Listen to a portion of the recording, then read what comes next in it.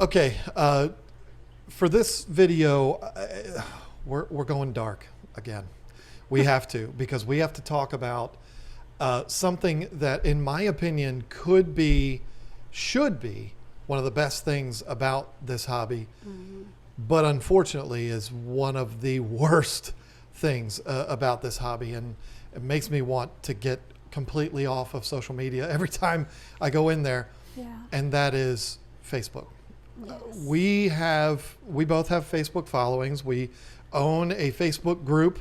Do you even own a group? I don't know. We started a group, the Tank Talk Facebook group. We've tried so hard to keep that to be a safe space, if you will, for fish keepers. We've got some great moderators over there that do. Very lucky about that. They do an amazing job, and they don't even ask for anything in return for it. It's unbelievable. But there's no way to police everything that goes on. And I'm not even really wanting to talk about just drama and trolls and stuff like that. It's not that. What I want to talk about is how Facebook and social media as a whole can be bad without anybody even really knowing. And what I mean by that is it's not blatant in your face like it's trolling or whatever. Let me get myself straight here. We all need to do research. Right. Whatever it is that we're doing, whether you're somebody that enjoys cooking, you want to research recipes or research ingredients or whatever, or you're into cars, you're going to, whatever. We all need to do research, but particularly in this hobby. Facebook can be one of the worst places on earth for research, because there's a lot of really good information, but there's also really bad information on Facebook. Or people just wanting to be a jerk for no reason. Right. Yeah, there's definitely that. But the whole thing that sparked all of this for me wanting to talk about it in a video is something that happened in our Tank Talk group not too long ago, it was a couple of weeks ago. Somebody posted about asking if they could keep betas with clown loaches. I'm not going to say this person's name or anything like that, because this person genuinely didn't know. And so they went on there to ask about it. And then they asked, not only can betas go with clown loaches, but also can betas go with clown loaches in a 29-gallon tank? Mm-hmm. Now, thankfully, we got a lot of really good people. We got over 20,000 members in the Tank Talk group. Thankfully, the majority of the people that answered that question they answered with, wait a minute.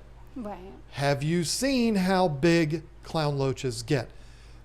Almost everywhere you look at clown loaches, they're about that big. They're little teeny things. That's how big they are. You pick them up at Petco or PetSmart or wherever. You're going to find them small. They're cute. They're in a 10-gallon tank. So you automatically assume they're fine. Right. And that's a whole other video right there, because almost all fish at pet stores are in 10-gallon tanks. Yeah. And so Oscars are in 10-gallon tanks. But anyway, let's not get too far off. But you're exactly right. They're small. You see them. They look like a fish that would always be small. Right. They don't look like clown loaches I'm talking about. Don't look like a fish that's going to get giant. But these fish can get like 12, 14 inches in size.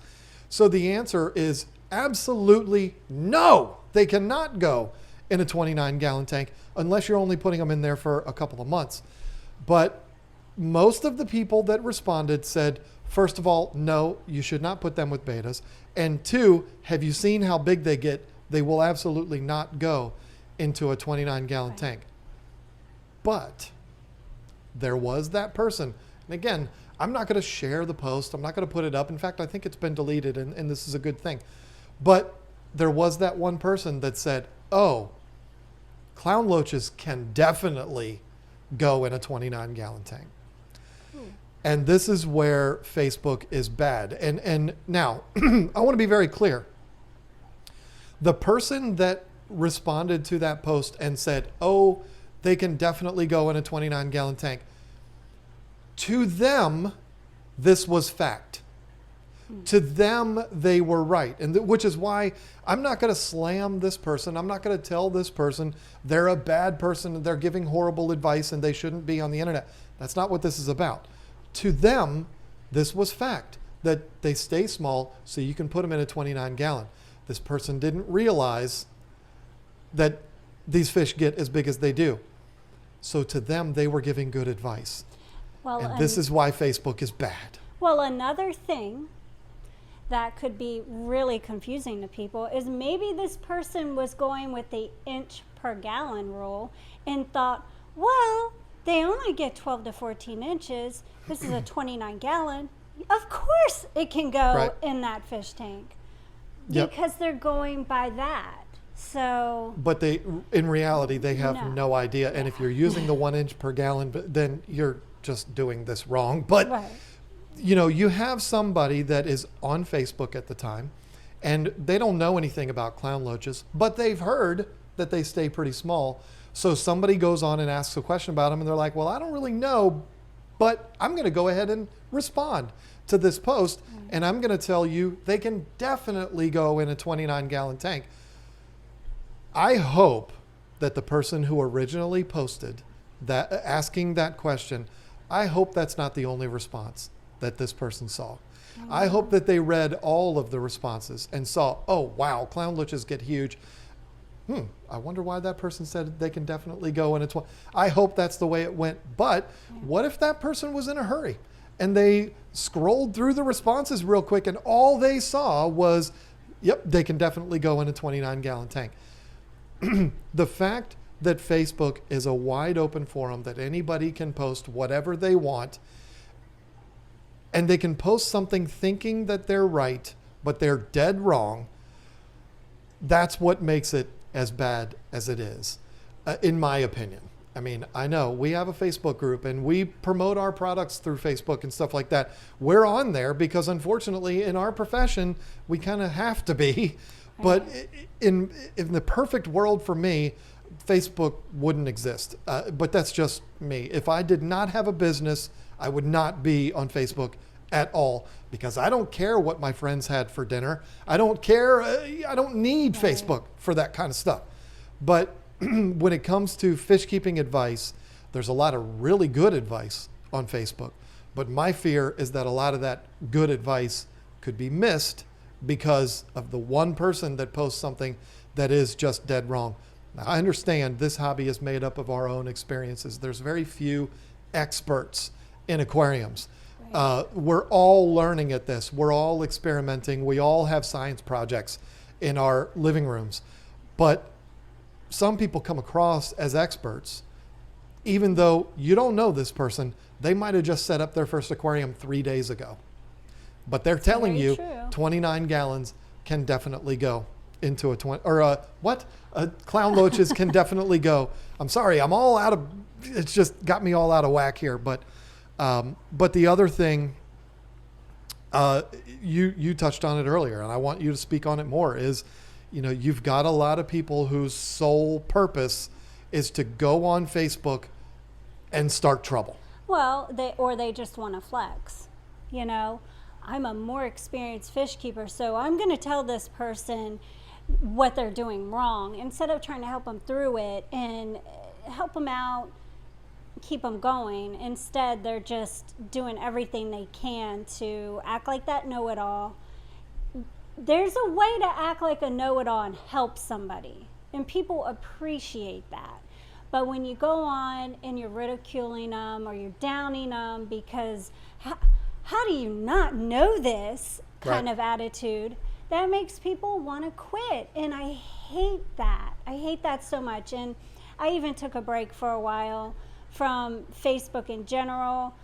And then I went back and I was like, well, I really need to pay a little bit closer attention in the Tank Talk group, just because our moderators have lives too. And I noticed how it was. And I'm really thankful there are certain people that aren't moderators that are in the Tank Talk group that are so helpful. I see a lot of the same names, and I'm so thankful for them because they're the ones that step up and they do the right thing and they offer good advice. So you're constantly seeing them, you know, liking somebody's post or telling them how beautiful their tank is. And not everybody's going to start off with the perfect scape. It might be, see a freshwater tank, a freshwater fish in a tank that's decorated with saltwater decorations. You don't have to be that person that says, do you know that that is a saltwater decoration and you shouldn't have that in with neon tetras? I mean, that's just mean. They like that tank. Let them be happy, Now, if they were posting neon tetras in a tank with a Oscar, then you can say, hey, I really think you need to get another aquarium because that Oscar shouldn't be in there with those neon tetras. I completely agree. And what you're talking about is why I got off of Facebook. I mean, I use Facebook very sparingly now. And it's not because I don't have thick skin and it offends me, but I feel bad for other people. Yeah, me too. And what I would see all the time, I could go on there right now, and I'm not saying just our group, I'm saying Facebook as a whole. I could go on there right now and I could find a post where somebody, might be a 13-year-old or a 12-year-old, has just set up their tank and they're so proud of it. And they set it up, and maybe it's not right. Maybe it's not according to the rule books. Maybe they've got angels in a 15-gallon tank or something like that. And we all look at that and we all know that's probably not the best thing. But this person, their purpose for posting that was not anything but just saying, look what I've done. Look how proud I am. I love this tank. And then people just annihilate them. And I can't take that because I'm the guy that wants to stand up and say, come on, let's cut them some slack here. They're new. They don't know. But I'd be doing that all day long if I was on Facebook. So I can't take it. It's so true. I'm not in any other fish groups anymore except ours because it's everywhere. I feel like I have to be in the Tank Talk group, but I don't have to be in everyone else's, so I stay out of it because I don't want to see the drama and I don't want to see people getting put down. I don't like that. I mean, that 12 or 13-year-old setting up their first aquarium, that's not exactly right, but it got them into the hobby. They wanted to be in the hobby because they felt passionate about it for some reason or another. And it's our job to say, hey, starting off, that might work for a couple months, but you really should upgrade that tank or rehome those fish because it's not going to work. Well, instead of saying, are you kidding me? That's wrong. Right. And see, this is the other problem because I think that so much of the negativity that's on Facebook and all social media, I don't mean to just be picking on you, Mark Zuckerberg, but on all social media, I don't think that every negative post that's put up there is intended to be negative. I think that because there's no emotion attached to it, you can't see what people are feeling when they're writing something out in text. So it comes across as mean, even though the person might be, I know people personally that when they're texting something, they come across as a total jerk. Oh yeah, I've done it. But it's not what they mean. They're just, it's just the way it's phrased, the way it's typed out. It looks like they're being a jerk. And maybe they're not, but the person who posted takes it that way, and now all of a sudden they're burnt out. They don't want to have anything to do with it, and they end up bailing. There's no bigger advocate on the internet for bringing new fish keepers in than you and I. That's our mission, is what we're trying to do.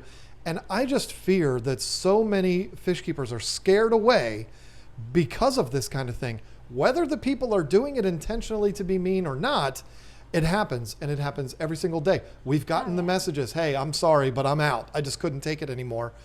And it's not because the fish keeping part of things was so bad. It was because of the way they were treated by the community. And almost 100% of those stories are from Facebook. Yeah. So I'm sorry, Mark, but your platform breeds negativity, and I just can't stand it. I look at literally zero of anything on Facebook that doesn't have to do with fish keeping because I can't do it. It's all out there. Don't even get me started on things like politics and stuff like that on Facebook. It's a nightmare, but it's also a nightmare on our community, and that's when I take it personally and I can't take it. So yeah, please, if you are someone that is new to this hobby, understand that Facebook might not be the best place to turn for your information. The best place to turn might be your local clubs or your local fish store. You know, that might be a club for you that you go in and you can talk to that old timer sitting behind the counter. Whatever it is, Facebook might push you away from this hobby unless you just have incredibly thick skin, and maybe you have thicker skin than I do. But again, for me, it's not as much hurting my feelings. You can hurt my feelings. You can say whatever you want about me. It's not going to hurt my feelings. But I have a hard time seeing other people have things said that could hurt their feelings. And so to me, I just kind of wish it didn't exist. And Twitter's even worse, so I shouldn't even talk about that. But I don't even have a Twitter account. I don't know anything about it. The fish keeping community on Twitter is very, very small, but you know, Facebook and YouTube and Instagram is where you're going to find the most people. I don't see a lot of drama on Instagram. It's almost exclusively Facebook. Yeah, you can just delete a comment and move on with your life, but it's not that back and forth, you know, communication so much. And it happens. I've seen it, but it's not, I don't think it's quite as bad. Facebook, when you start getting those thousands and thousands of, you know, people in the group, then things happen. You got those few that like to cause trouble, act like know-it-alls, or just want to be a jerk. And then again, you did touch base on the ones that don't know a lot, but they want to put their 2 cents in without knowing facts. And then that could be a problem too. So, and this is the thing. I mean, I'm no expert, but it's another reason why I wanted to get off of there, is because I can't.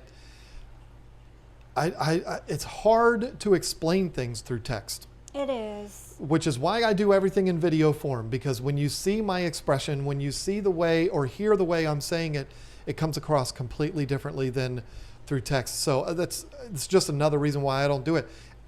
And I've been accused of coming across as kind of a jerk when it comes to text. Me too. So, you know, I've had to personally call and explain to people before. Like I reread my text and was like, ooh, goodness, you know, maybe they didn't respond back because I sounded like a big fat jerk. I should call and explain myself, you know, and it's tough. So be careful what you put down. Be careful how you comment. You know, before you push that send, read it again and make sure it's what you want to, you know, for the other person to see. We have a very small Facebook group, private group, that is exclusively for our affiliates that promote our website.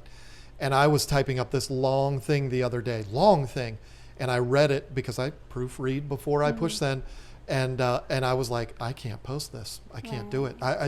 I'm coming across as a total jerk. So I deleted it and I recorded a video and uploaded a video to the group. Because again, through text, it comes across so bad. So this is my way of defending a little bit some of the people that are labeled as trolls or troublemakers on Facebook. They don't all mean to be.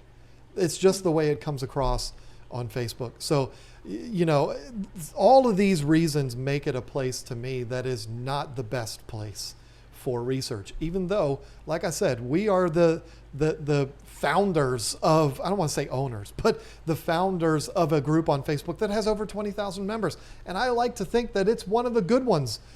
But even then, things slip through the cracks and things happen, and it's almost impossible to control it all the way, you know, control everything that's on there. Big thank you to our moderators on there. Y'all do a great job, but we can't catch it all. So they do a great job. If you're in the early information stages, just stick more to YouTube, because you're seeing what people are saying, but don't just use one. Don't just use our channel. Watch all of the channels, watch a bunch of different videos, see what these people are doing, get visual context to what they're talking about, and get all of their information, take all of that information and formulate your opinion, and then have your own experiences, don't rely on Facebook, because Facebook is the devil. And even better, when life goes back to normal and things are back to the way they used to be, the best place to get valuable information is going to be your clubs, your fish clubs, your Talk to people who have done it. go to fish conventions, go to places where you see people in person. There's people that are experts that go to these places, and this is where you want to go. That you're going to be around people that are all there for the same purpose, and you're less likely to have someone be a jerk in your face This is very than true. on social media. So go to your clubs. It's so much fun. And you can leave with a fish half the time. You end up leaving with a fish because they have the auctions and stuff. I have met people in person that online they come across as a bulldog. Oh yeah. But then you meet them in person and they're like a little puppy dog. And they're so nice. So yeah, in face-to-face is always the best. We are, if you're, I don't know when you're watching this, but if you're watching this in the future, you know, at the moment of recording this, we are in the middle of the pandemic. And so we can't do the face-to-face stuff. Wish we could. Hopefully we can start doing those again this year. But yeah, face-to-face is absolutely the way to go. Just stay off of Facebook. There we go. That's it. Mic drop moment.